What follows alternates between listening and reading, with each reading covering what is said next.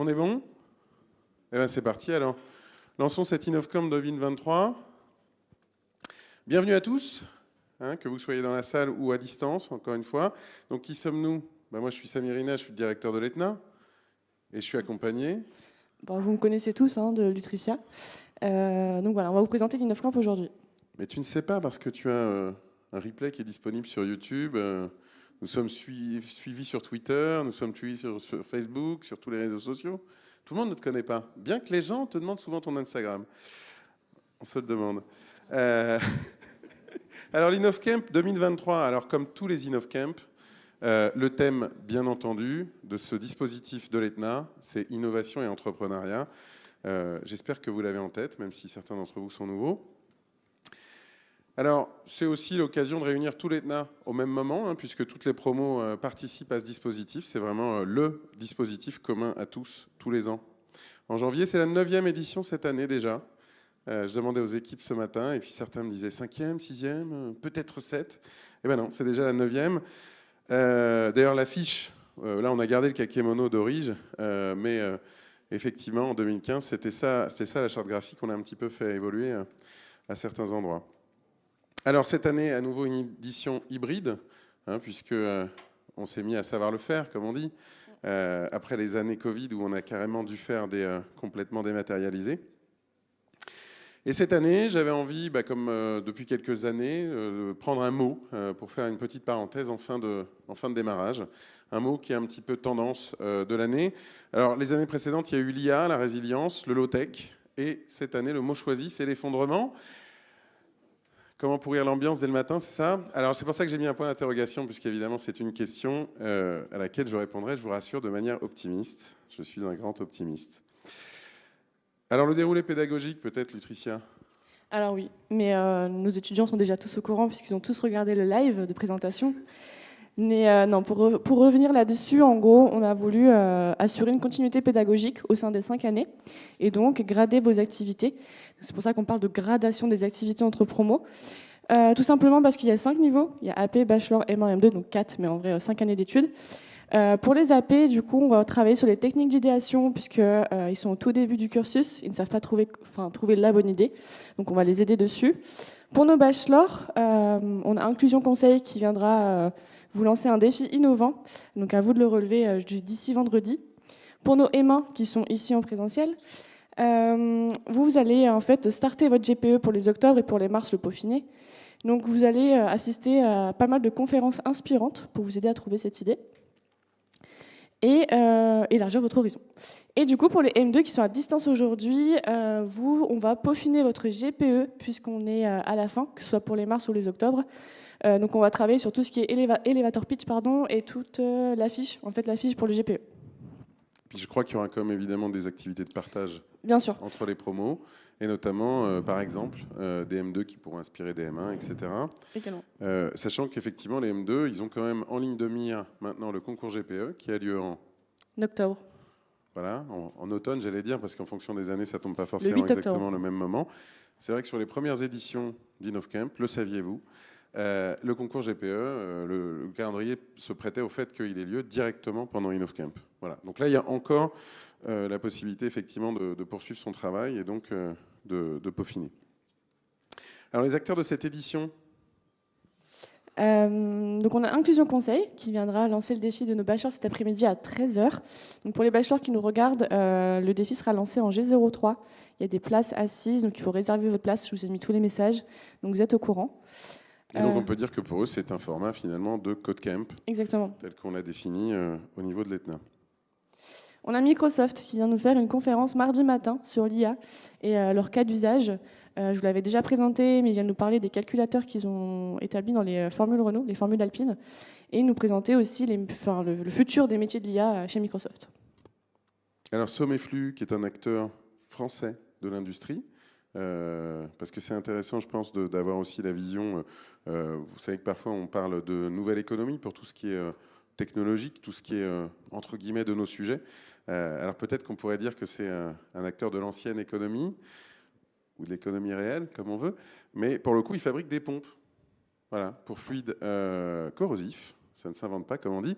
Et ils ont digitalisé tout ça, ils les ont rendus connectés. Et il se trouve qu'en plus, c'est un ancien élève de nos écoles qui a pris la direction de cette entreprise. Donc un informaticien, entre guillemets, comme vous, en tout cas. Il a suivi les classes de l'Epitech, mais ça aurait pu être celle de l'ETNA. Ça n'existait pas à la limite quand il a suivi son cursus. Et ça va pouvoir vous montrer voilà, comment on peut continuer, je dirais, de mûrir dans sa carrière et pourquoi pas aller vers des sujets complémentaires, tout en apportant évidemment la compétence qu'on acquiert dans nos écoles. Il s'agit d'Alexandre Lacour, pour ceux qui ont suivi le live. Et donc ça aura lieu mardi après-midi. Parce que j'ai réussi à en parler sans dire son nom, c'est formidable.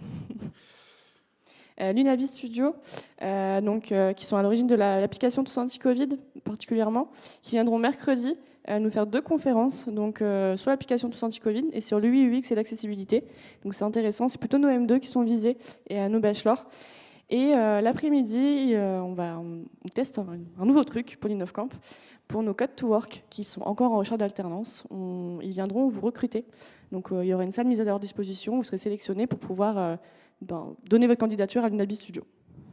Exact. Et alors pour le coup, ça fait des années qu'on suit avec l'Unabi Studio. Ils sont intervenus à plusieurs reprises sur des prises de parole. Effectivement, pendant Covid, ils ont produit l'appli Tous Anti-Covid. Donc entre guillemets, ils ont été hyper médiatisés par rapport à ça. C'est un cas d'usage de leurs compétences qui est évidemment hyper intéressant, mais il ne faudrait pas réduire, entre guillemets, il ne faudrait pas que vous reteniez qu'ils ne sont que ça. C'est pour ça qu'ils proposent 2 conférences différentes. Exactement, et ils ont vraiment plein de sujets. Ils avaient fait déjà des choses très très bien avant de faire Tous Anti-Covid, mais du coup ça fait deux retours d'expérience super intéressants. JPB System, alors encore un acteur de l'industrie. Pour le coup, c'est quelqu'un qui a choisi de développer un produit spécifiquement donc, en approche entre guillemets start-up, tout en étant effectivement dans l'industrie, dans tout l'écosystème de la French Tech et de la French Fab. Et donc il vous présentera effectivement l'entrepreneuriat dans ces conditions en 2023. Pour les M2, c'est la conférence du mercredi après-midi sur l'entrepreneuriat en France avec Damien Marc. Exactement, voilà. Et avec lui en plus la double vision, puisqu'il a des structures de l'ancienne économie ou économie réelle si on veut, et de la nouvelle. Capgemini. Capgemini, du coup, qui viendra nous faire une conférence jeudi matin. Je sais que vous n'avez pas encore les créneaux d'ouvert, je suis en train de peaufiner avec lui.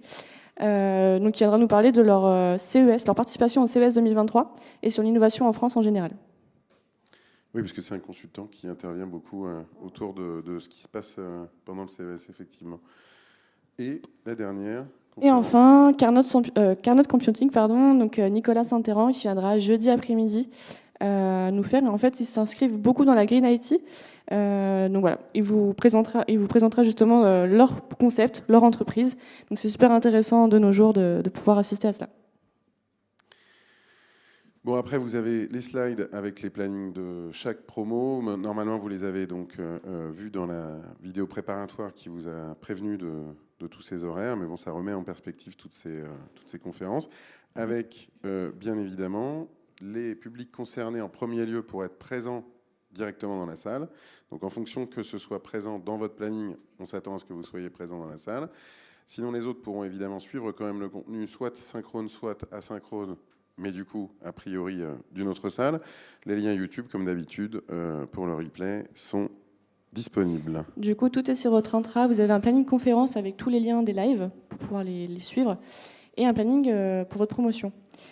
Quand l'intra est donne, petit clin d'œil pour les M2, effectivement, on vous donne ça sur votre channel de promo, mais sinon, tout est sur l'intra. Et oui, du coup, on a fait un planning de présentiel-distanciel, puisque voilà, vous êtes nombreux et les places sont limitées. Donc ça, normalement, ça a déjà été paramétré dans votre intra au niveau de votre planning. Donc vous avez déjà vos créneaux d'e-learning qui sont ouverts. On effectuera un déclaratif automatique, c'est-à-dire que vous présentez le matin l'émargement, vous restez connecté sur le Meet toute la journée, ce qui on va faire des passes en fait. Et le soir, vous émargez également à 17h. Et du coup, ce sera un déclaratif automatique effectué par notre service technique.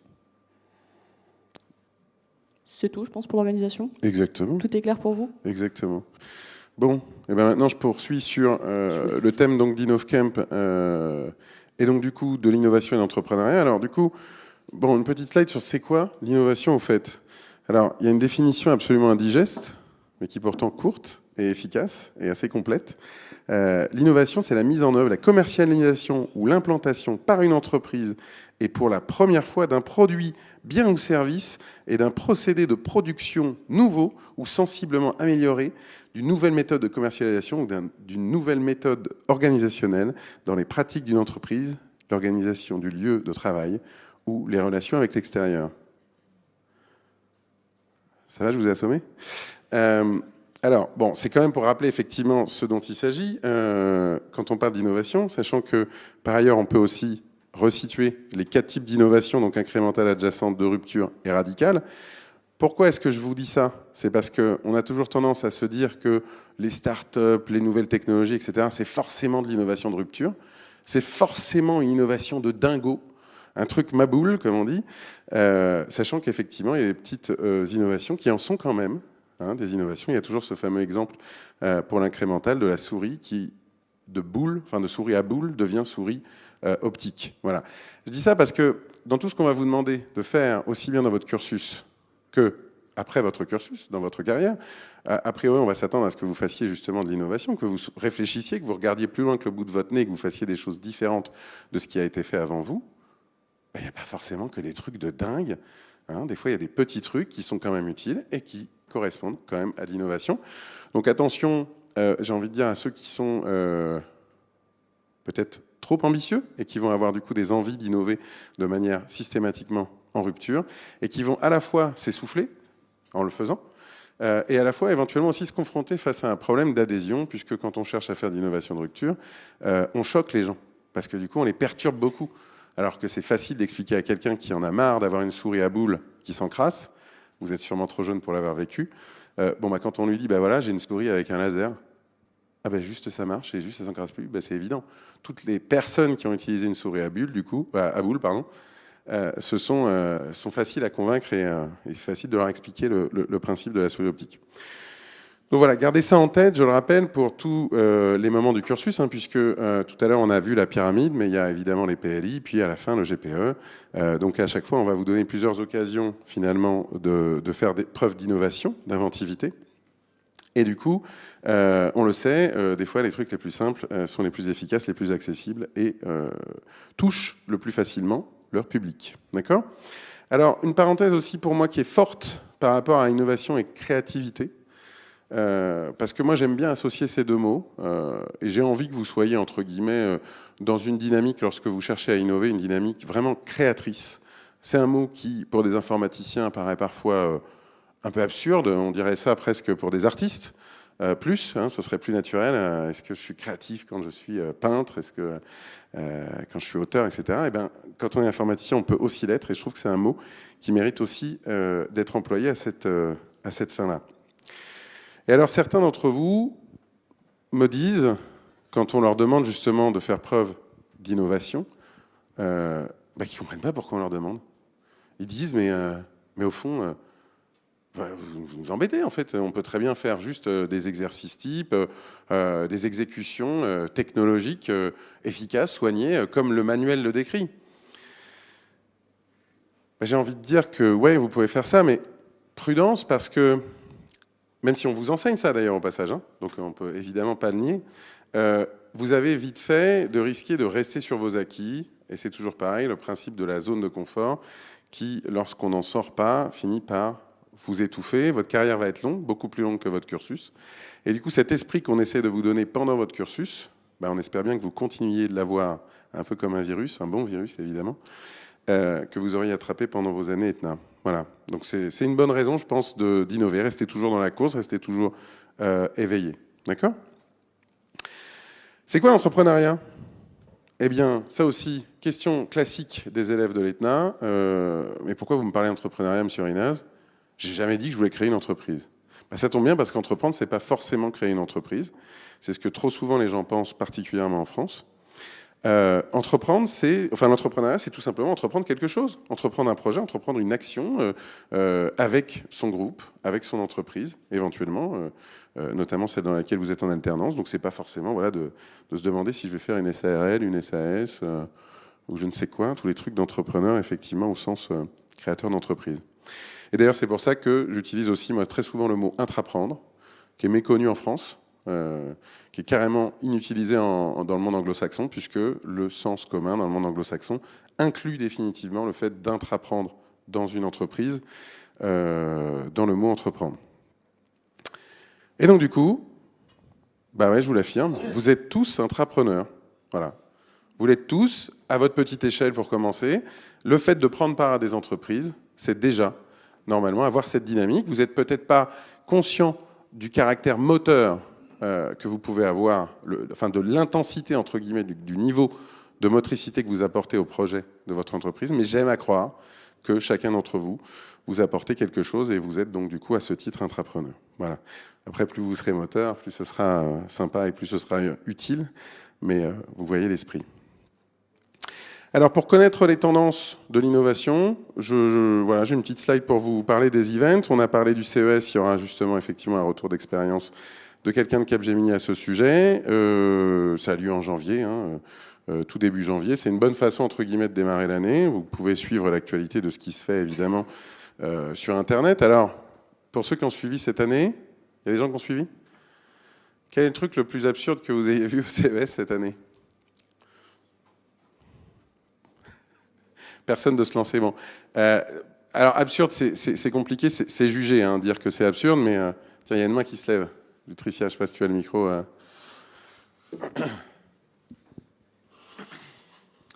Il y avait un adaptateur sur une patate pour voir ce qu'elle pense, comment elle ressent la vie. Alors, c'était pas cette année. C'était pas cette année, mais je me rappelle de ça.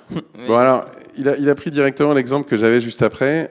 Effectivement, il y a quelques années de ça, je crois que c'était en 2020, il y a un jeune homme qui a voulu tourner en dérision justement le système qui consiste des fois à trop réfléchir, à trop se taper un délire, entre guillemets, et à tout vouloir connecter. Et effectivement, il a réussi à obtenir un stand au CES, un vrai stand.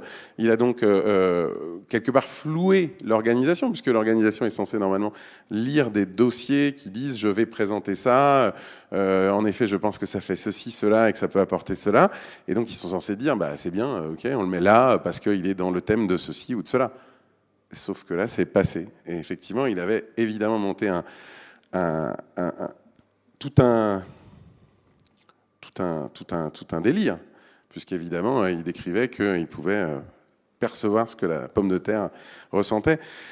Bon, évidemment, il faut savoir en prendre et en laisser. Moi, il y a un autre exemple que j'ai en tête.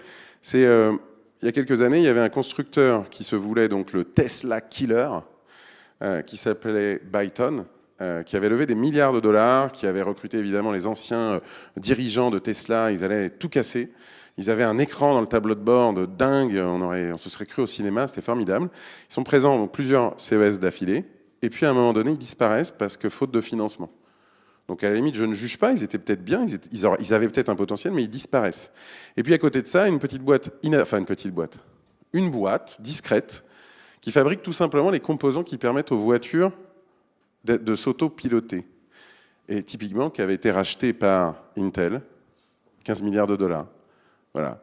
Et on est allé avec une délégation que l'on conseillait à cette époque, donc d'un stand à l'autre. Tout le monde a été ébahi par Byton à cause de l'écran, alors qu'en fait, la boîte d'avant, alors à ce moment-là, Byton, je crois qu'ils avaient les 4 milliards de dollars.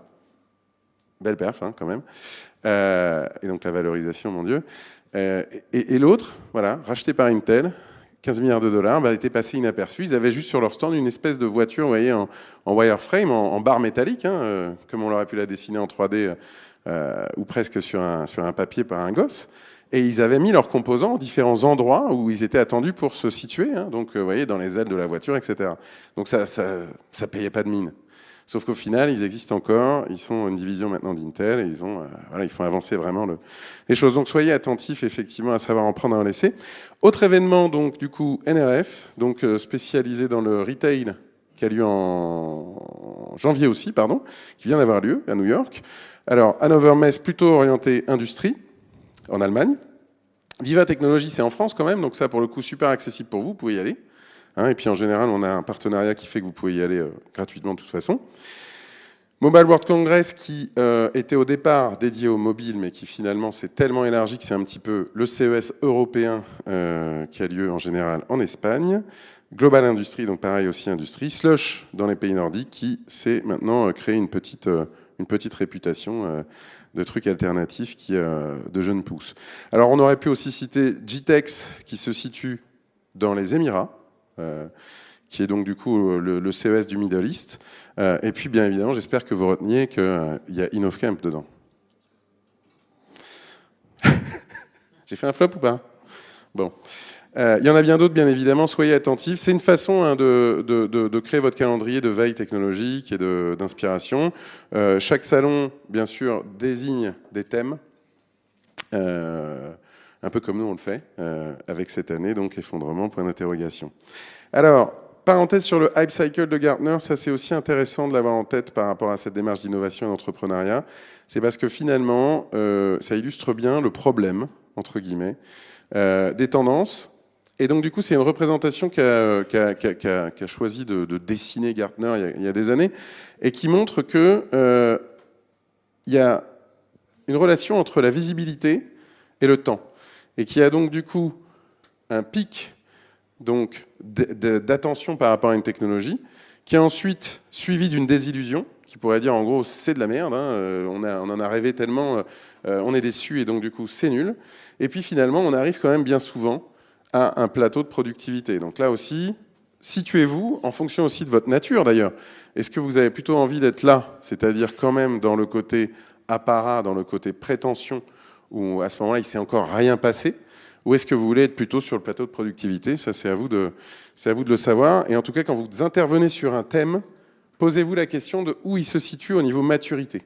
Parce que vous aurez beau, vous, être dans votre tête à la phase de productivité, au plateau de productivité, si le monde entier n'y est pas, vous ne changerez pas le monde. Et voilà, et donc du coup, pour prendre un exemple, tac, je suis allé trop vite, donc du coup là, on a un peu plus de détails sur ce qui se passe dans la tête des gens par rapport à ces différents temps du Hype Cycle, donc je vous laisserai regarder plus en détail ultérieurement. Et puis, là, on a gardé celui de l'année dernière. Et donc, l'année dernière, on voyait qu'on était on the edge, comme on dit, à propos des NFT, hein, pour ceux qui ont suivi, qui en ont entendu parler. Et donc, dans celui de cette année, on commence à être en chute par rapport aux NFT et d'aller vers la désillusion. Évidemment, c'est une posture, enfin, c'est une évaluation qui est faite par Gartner. D'ailleurs, au passage, c'est en août, hein, donc du coup, celui de 2022, c'est le dernier en date. Effectivement, il y a de la subjectivité, évidemment, et vous pourriez interpréter les choses bien plus durement et vous situer au fond de la désillusion à propos des NFT. C'est effectivement un petit peu discutable. Et là, je voulais aussi vous prendre l'exemple précisément du Hype Cycle de Gartner pour la blockchain en 2021 et en 2022. Et donc, il y a des choses qui ont évolué. Vous voyez que les cryptocurrencies, elles sont en train de remonter sur le plateau de productivité, mais à leurs yeux, elles n'y sont même pas encore. Voyez.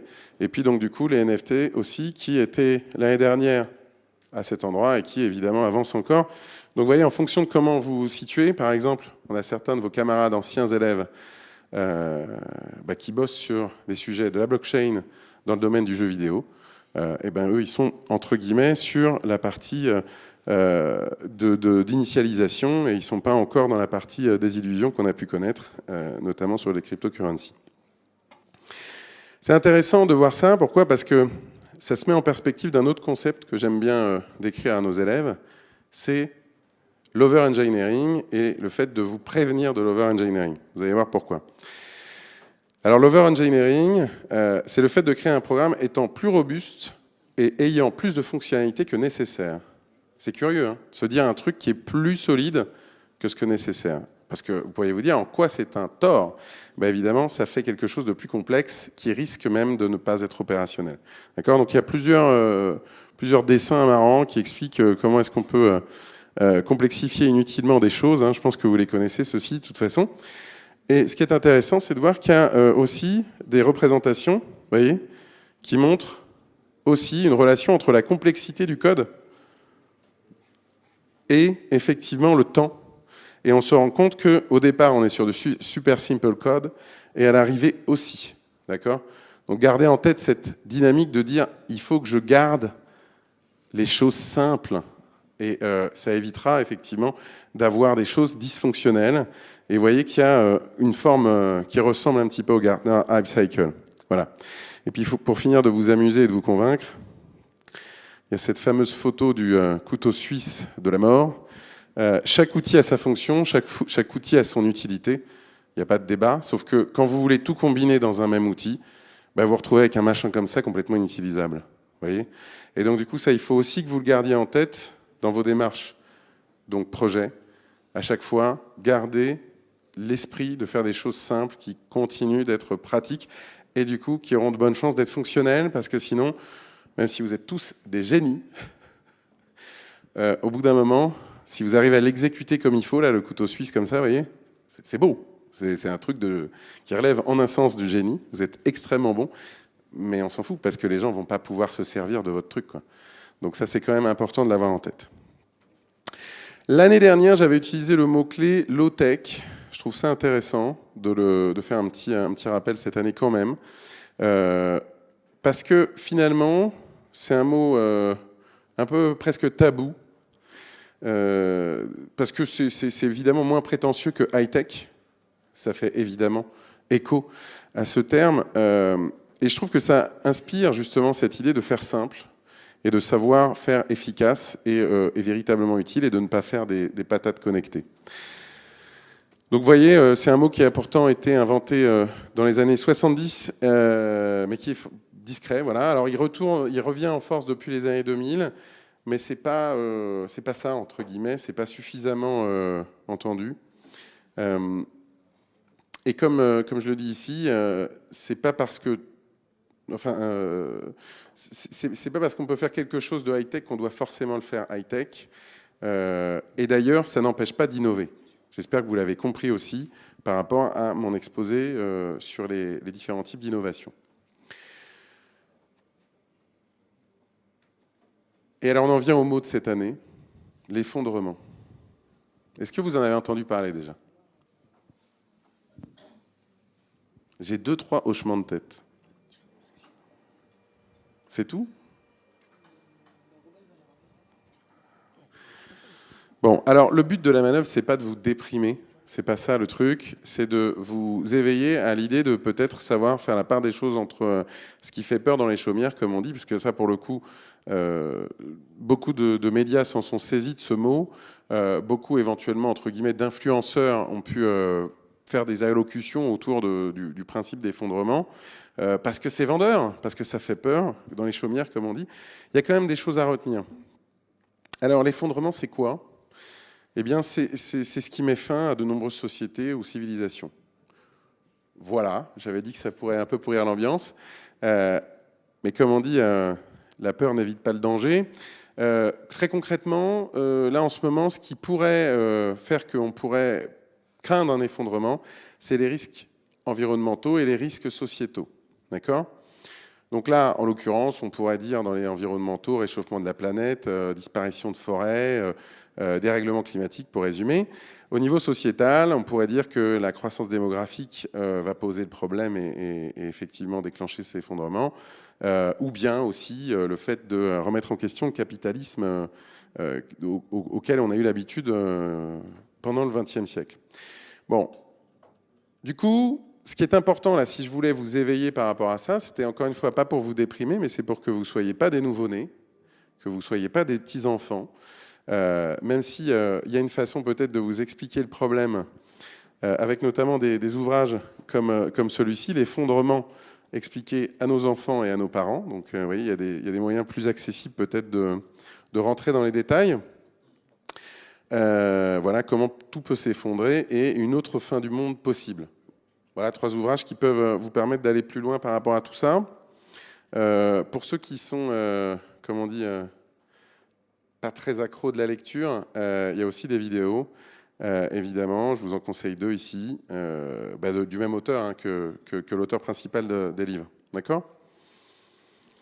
Si je vous dis ça, c'est parce que ça permet de mettre en perspective ce mot qui est utilisé où, entre guillemets, on peut entendre les gens dire « Ah mon Dieu, on va tous mourir ». Le prix du carburant qui augmente, la crise de l'énergie, etc. Malgré tout, je suis pas là pour dire je suis pas là pour le dénier, hein, cette existence, Mais du coup, je pense que ça peut vous permettre de mettre en perspective vos envies, votre volonté d'avoir, j'espère, un impact dans notre monde, de façon à ce que vous puissiez, entre guillemets, voilà, faire la part des choses. Je me rappelle, il y a quelques années, un élève qui était intervenu sur un projet d'une plateforme qui permettait aux entreprises de partager des mètres cubes de CO2, avec notamment à cette époque tout un écosystème frauduleux, hein, véritablement, qui permettait de prétendre que certaines entreprises récupèrent des mètres cubes de CO2 pour compenser des mètres cubes émis par d'autres. Au bout d'un moment, il était écœuré. Il n'avait pas envie d'intervenir sur un projet comme ça. Pourtant, la proposition était belle au départ. D'accord ? Donc j'espère que cette parenthèse vous aidera à faire la part des choses entre les choses qui paraissent belles et qui ne le sont pas, et celles qui sont vraiment utiles. Alors, je voudrais vraiment quand même rester sur le mot de l'optimisme, bien sûr, et vous partager une définition d'optimisme qui est quand même assez simple. L'optimisme, ça peut être espérer le meilleur et se préparer quand même au pire. Voilà. C'est une démarche qui permet évidemment d'éviter les problèmes, hein, puisqu'on s'y prépare, on est prêt si jamais ça intervient, et ils sont forcément plus faciles à vivre sinon. Voilà. Et le mot de la fin, car j'en ai fini. Innover en intégrant toutes ces idées. Il reste véritablement énormément de choses à faire, mais posez-vous vraiment la question à chaque fois, est-ce que ce que je fais est utile ? C'est ça qui vous fera faire vraiment quelque chose qui servira à du monde.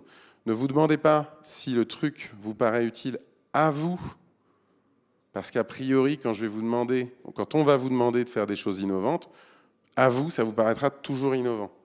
Mais demandez-vous s'il y a des gens qui vont se servir de ce que vous proposez. Allez les rencontrer, allez leur parler. Et évidemment, plus ils sont nombreux, plus vous pourrez vous assurer que votre idée est bonne. D'accord ? Merci de votre attention.